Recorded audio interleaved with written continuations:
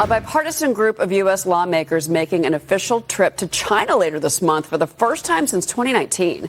Washington Democrat Adam Smith is leading the charge. This comes a week after leaders of China, Russia, and North Korea met in Tiananmen Square to observe Beijing's massive military parade. I want to bring in Texas Congressman Lance Gooden. He's a member of the House Armed Services Committee.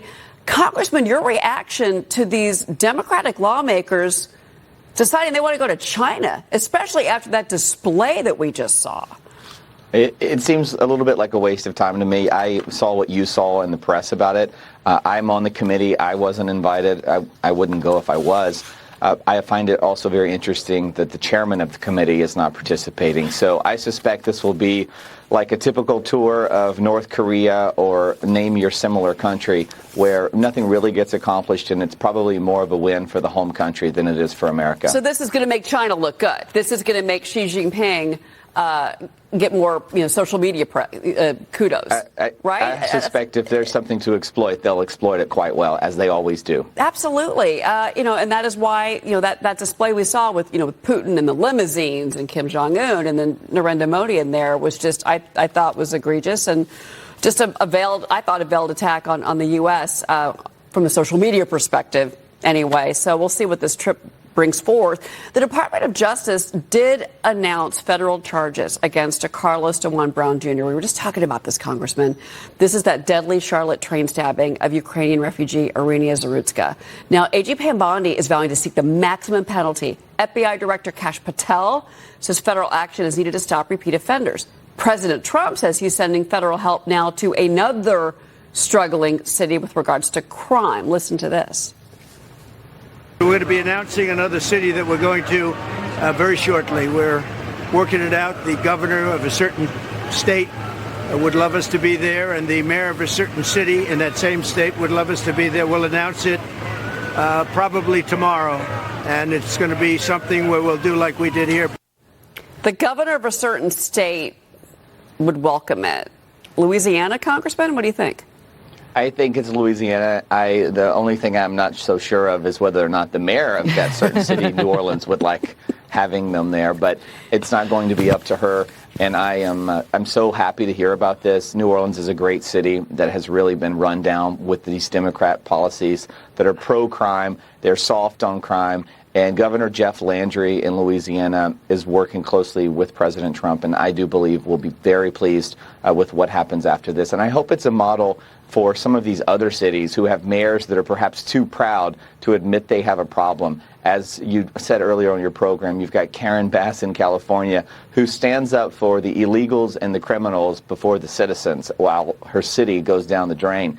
The same is the case in Chicago, and soon to be even worse in places like New York. So I don't understand, if the federal government is willing to send help, why you wouldn't accept it. We have seen it work here in Washington, and the local mayor here, yes, she has taken some hits from her far-left Democrat colleagues and supporters around the nation. But if you really got her honest, she would say that the city is a better place, and she's grateful to President Trump for it. No, and Ashley Davis with me, she was saying the same thing about Washington, and it's just, things are just better. And by the way, that soundbite from President Trump, he went out to dinner in Washington, D.C., about a block from the White House, to show how nice D.C. can be when it's not got, criminals running all over the place and carjackings left and right. Yeah.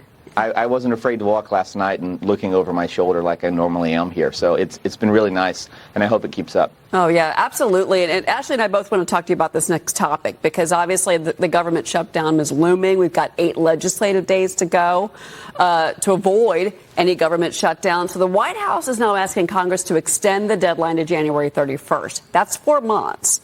Now, this is on the heels of a 21-page list of funding anomalies detailing programs the administration says need different spending levels in the upcoming stopgap bill. Congressman, what can you tell us? Well, I found out about this late last night. Some of my colleagues had not even heard that the White House was proposing January 31st. You've got appropriators who feel as if this process has been taken away from them with these continuing resolutions that keep coming.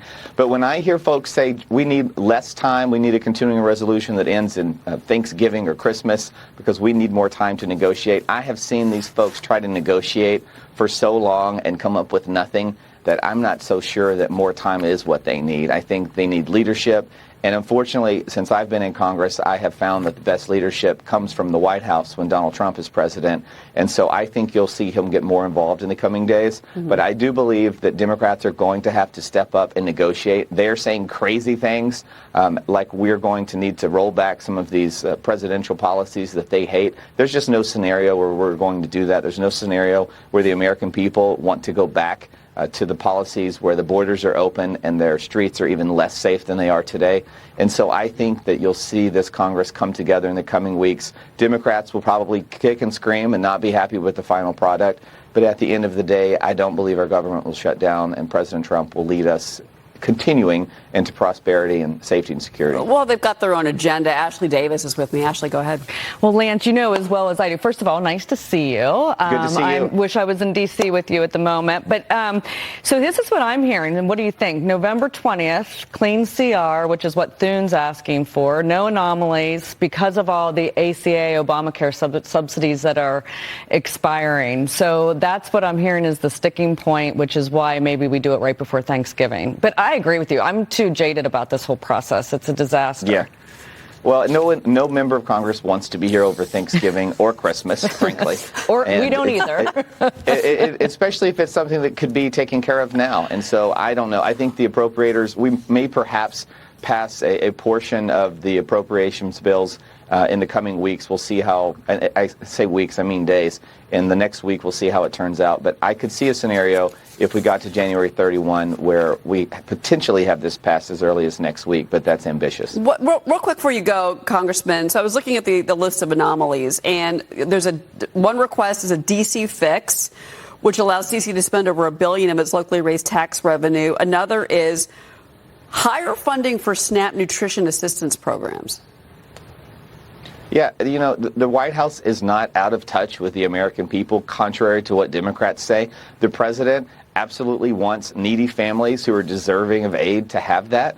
The president realizes that perhaps there are issues that need more funding and that need more attention, which is why I think you'll see a very positive response to some of the things that he's proposing. It's very difficult for Democrats to criticize the president for wanting to increase SNAP funding, for wanting to increase funding for D.C. I have a hard time believing that the mayor of D.C. is going to get out there and be critical of this ask that helps her city. Absolutely. And she's definitely changed her tune. We'll leave it there. Congressman Lance Gooden, thank you so much for being here. Appreciate it.